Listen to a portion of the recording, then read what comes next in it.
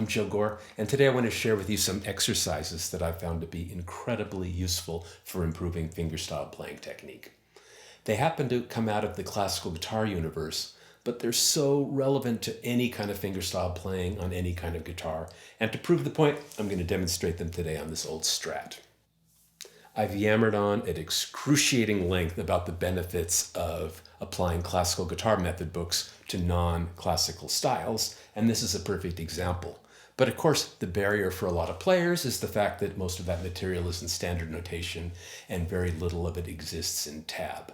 But for this lesson, I've prepared a downloadable PDF of all the exercises with tab and notation side by side. It's in the notes. If you follow my posts and videos at all, you may have noticed that I've posted very little in the last year or two. My excuse is pretty simple. I'm working on a crazy, overambitious, very challenging for me collection of solo acoustic guitar pieces for an upcoming album. But in the process of working on that, I went back and revisited a lot of the old technique books I used when I was younger, and also discovered some new things. And those are the inspiration for today's lesson. I suppose this is the point at which I'm supposed to say, smash that subscribe button. And sure, go ahead if you like. This stuff's free. I'm not selling anything. It's only here in case you find it useful. Plus, my marketing sucks, man. I see the things that my YouTube compadres post, and it's so much edgier and grabbier. And it really makes me think I need to reconsider my approach. Here's a couple of ideas. What do you think?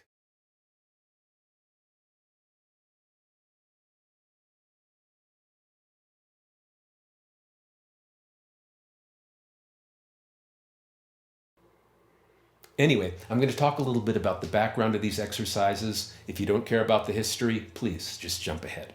All this material derives from the teaching of the great 19th century Spanish guitarist and composer Francisco Tárrega. If you played classical guitar at all, you know this name. And it's no exaggeration to say that a huge percentage of modern classical guitar technique comes straight from Tárrega. Tárrega never wrote a comprehensive classical guitar manual, but two of his students did. The better known of these is Emilio Pujol's Escuela Razonada de la Guitarra, which is still in print and still used by classical guitar students to this day. It features only standard notation and it's entirely in Spanish. The lesser known book is Pascual Rocha's Modern Method for the Guitar. It too has only standard notation, but it has side-by-side instructions in French, Spanish, and English. The Roach book is out of print and in public domain, so I've also shared a link in notes to download a PDF copy of the book if you find that useful. The way this is organized is I first present the initial framework for the exercises, and then I go through a series of 10 or so complications, things you can add to the exercises to make them more challenging and to develop specific aspects of your fingerstyle technique. Before we start, just a quick word about tab and standard notation. Tab is awesome, but it doesn't tell you anything about right hand or left hand fingering. And to get that information, you're going to have to look at the standard notation. Now, this should be easy to do even if you don't read music. You're just looking for the symbols that tell you which finger is which. And it's pretty simple. For the fretting hand, the fingers are indicated with numbers. 1, 2, 3, 4 for index, middle, ring, and pinky. For the picking hand, they use letters, and it's from the Spanish. P for thumb, I for index, M for middle, and A for ring, as in pulgar, índice, medio, and anular. But if you just think Pima, P-I-M-A, you're good to go. Okay, let's play. I'll start by showing you the chordal pattern that's the basis for a lot of these exercises. And we're going to be playing a series of chords on the 6th, 3rd, and 2nd strings and plucking them with thumb, index, and middle, or P-I-M. And start with finger 1 on the 3rd string at the 1st fret. And then we're going to climb the neck. This is sort of a fragment of an A minor chord.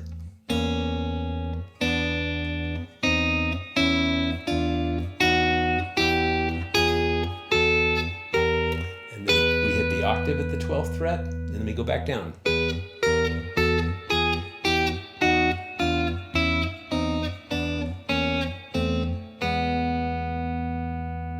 That's exercise 1A. Exercise 1B is the same, except it uses P, M, and A, so we can start working your ring finger as well. And it's the same deal, just using these three fingers.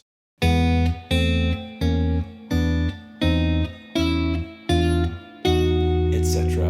I'm not going to play every exercise all the way through, and I haven't notated all the exercises all the way through. You'll see that a lot of these only present the first couple of bars with the understanding that you'll continue the pattern up the neck. The first complication comes in exercise 2. And this might be really challenging for a lot of guitar players, depending on your background. The idea is that instead of just moving a fixed formation up the neck, we're going to integrate all 4 fingers of the fretting hand, giving equal weight to each. A lot of guitar players have an underdeveloped fretting hand pinky, and man, will this help. Here's the basic idea. Again, we're starting in the same place with the same fingers. First finger, and then first and second finger. But instead of sliding this up, it's going to go to second and third finger, and then third and fourth finger, and then down. The notes that you play with your potentially weak third and fourth fingers shouldn't sound any crappier than the notes that you play with your strong first and second fingers. You're going for a complete evenness of tone. The listener shouldn't be able to tell which finger is which. It should just sound smooth all the way through.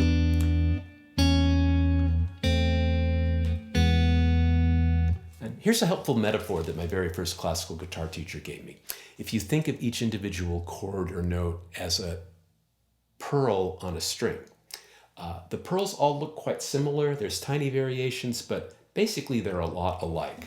And your goal is that perfect evenness.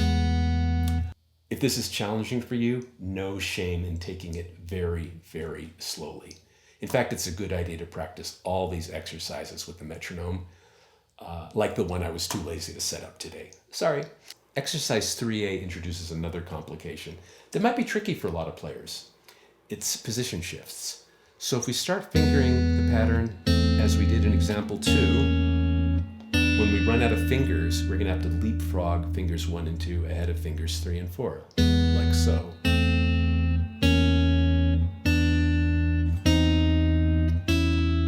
And then jump again.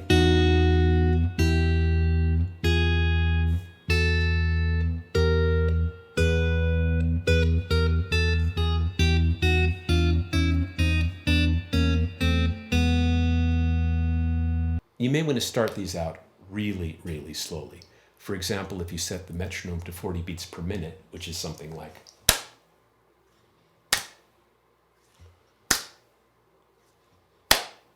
You can really take the time to place each finger. And just as we were going for pearl-like consistency with example 2, we want to have that same smoothness across the position shifts. The listener shouldn't be able to hear any difference between the position shift notes and the rest.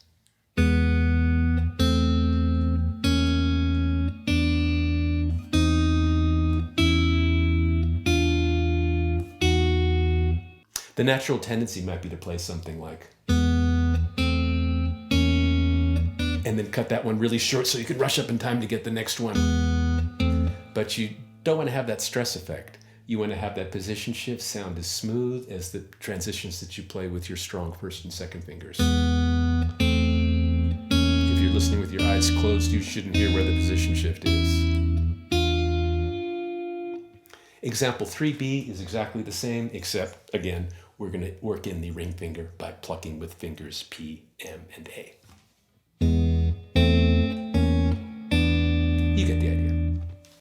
Example 4A introduces the next complication, and this is replacing those 3-note plucks with arpeggios. So for example, instead of, we're going to go for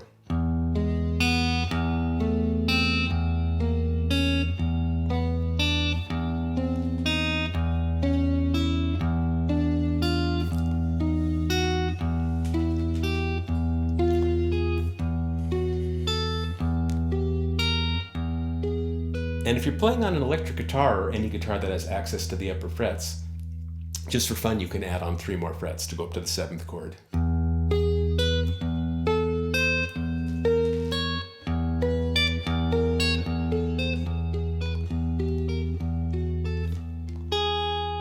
like so. The remainder of the Section 4 exercises are just different permutations of the picking hand fingers.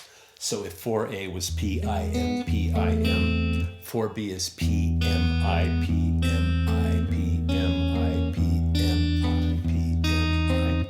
And for exercises 4C and 4D, once again, we're going to leave out the index finger and use P-M-A.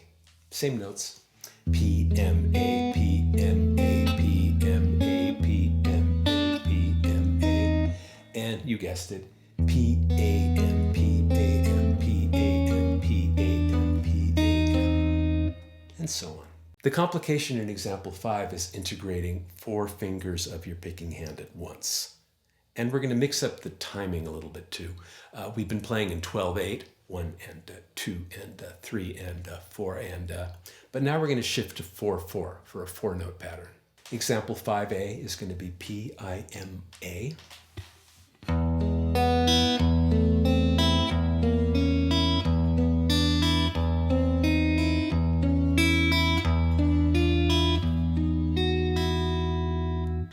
Example B will be P-I-A-M.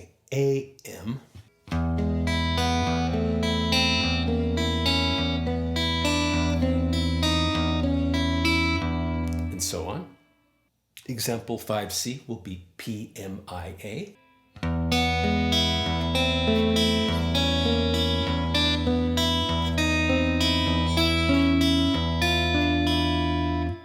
"5D will be P-M-A-I.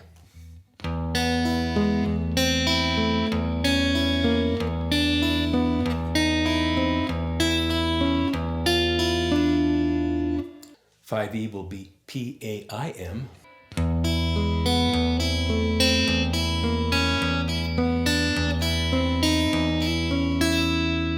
And finally, 5F is P-A-M-I.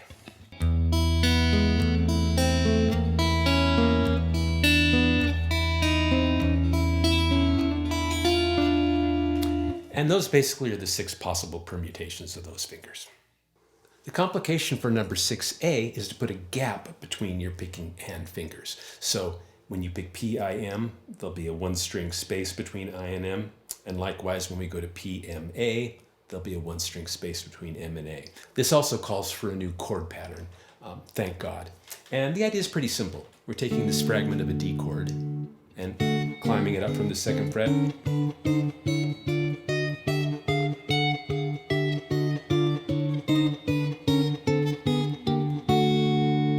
Except, of course, we can't let it be that simple. We've got to incorporate the 3rd and 4th fingers. So commencing with 1 and 2, and then 3 and 4, and then again, fingers 1 and 2 are going to have to leapfrog past fingers 3 and 4.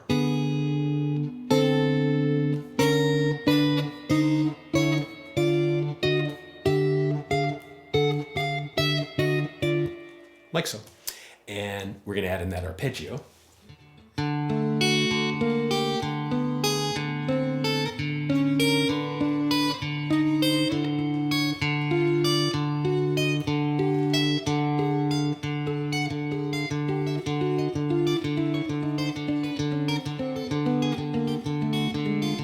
Or something like that.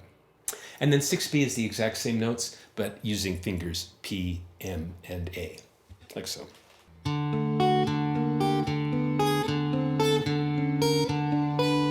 You get the idea. Example 7 mainly exists for our mental health. Need to hear some different chords, man. And the idea here is that you can just plug any kind of scale or chord sequence into the pattern.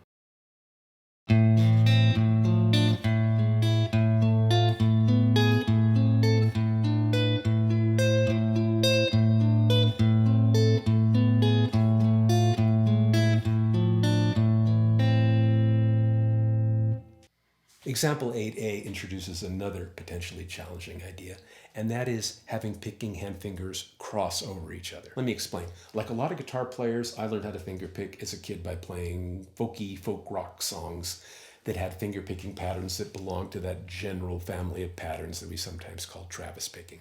And in Travis picking, it's traditional to park your fingers on particular strings. It might be assigning the first finger to the second string and the second stringer to the first string, or it might be assigning the first stringer to the third, second stringer to the second, third finger to the first, and this kind of stuff.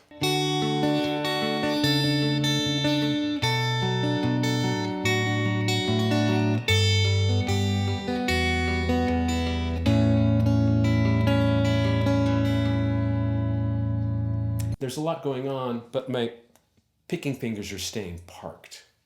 But now, take for example this G major scale.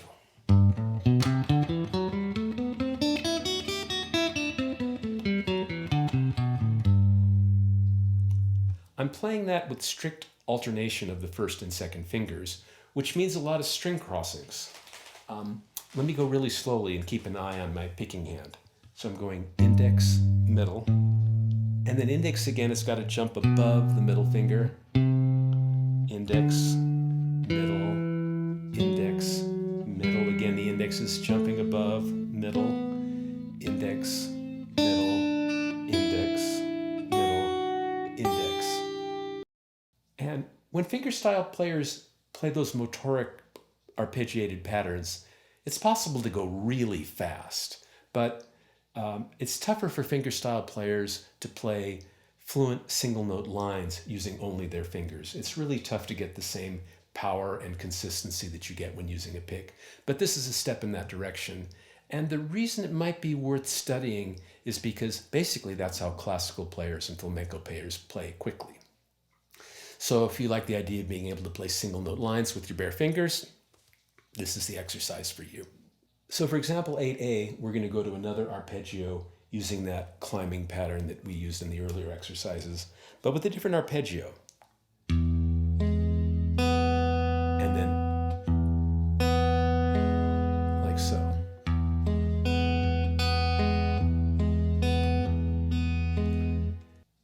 But I was playing that like I played Travis style. And in that pattern, I'm going P, I, M, P, M, I. So it's two M's in a row, P, I, M, M, I. What happens if we try that same strict alternation of P, I, M, which means P, I, M, P, I, M. So for those descending notes, I've crossed I ahead of M.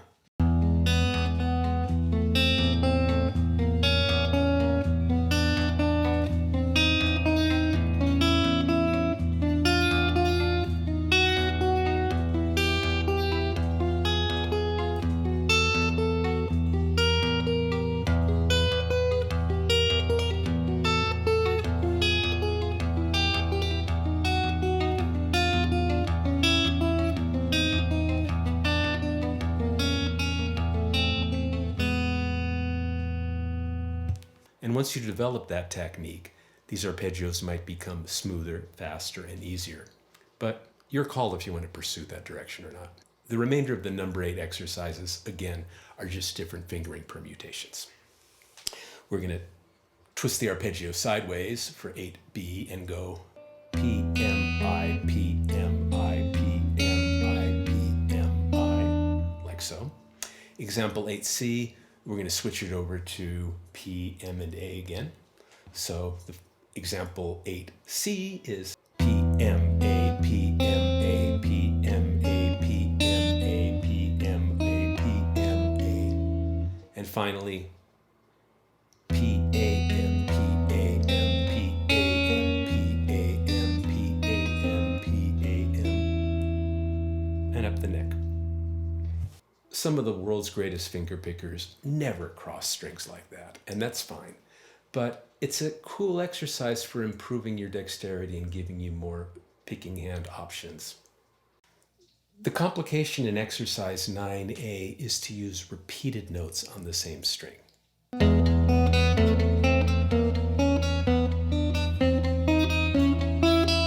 And there I'm doing 2 consecutive notes with my index finger and 2 consecutive notes with my middle finger.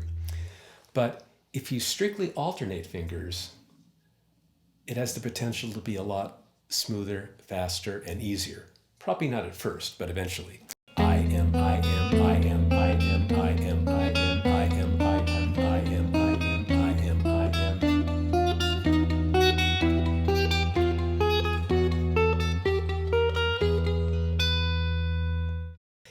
again, the remainder of the section 9 exercises are just different fingering permutations. So for 9B, we're going to start with the middle finger, M-I, M-I. M-I, M-I, M-I, M-I, M-I, M-I, M-I, M-I, M-I, M-I, M-I, M-I, and so on. For 9C, we're going to once again switch to P, M, and A. M, A, M, A, M, A, M, A, M, A, M, A, M, A, M, A, M, A. And then flip that around for 9D. A, M, A, M, A, M, A, M, A, M, A, M, A, M, A, M.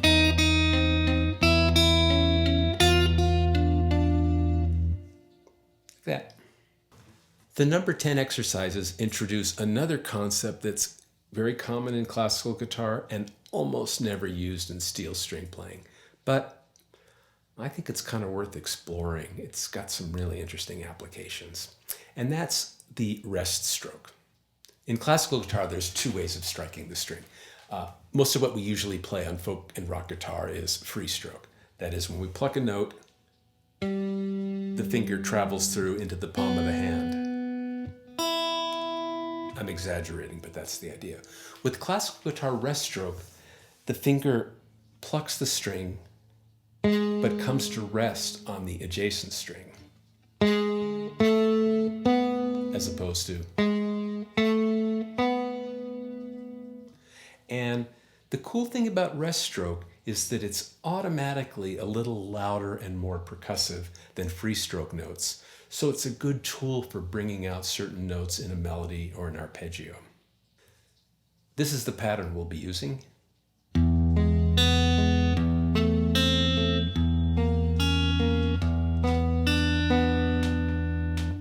First, try playing a rest stroke with the thumb, the first of the notes in the 4-note pattern.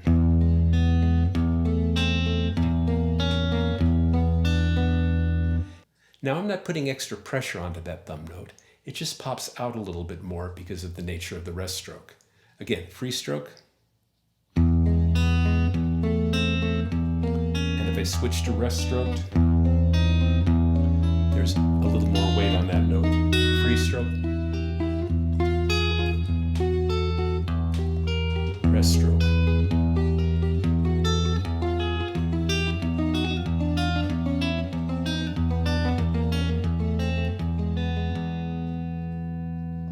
Now let's try putting the rest stroke on the second note of each 4-note pattern.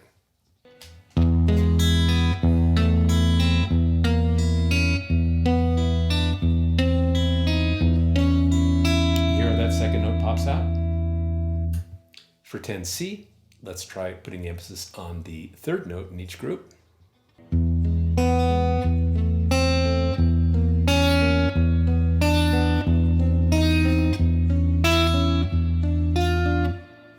And then finally in 10D, emphasis on the fourth note in each pattern.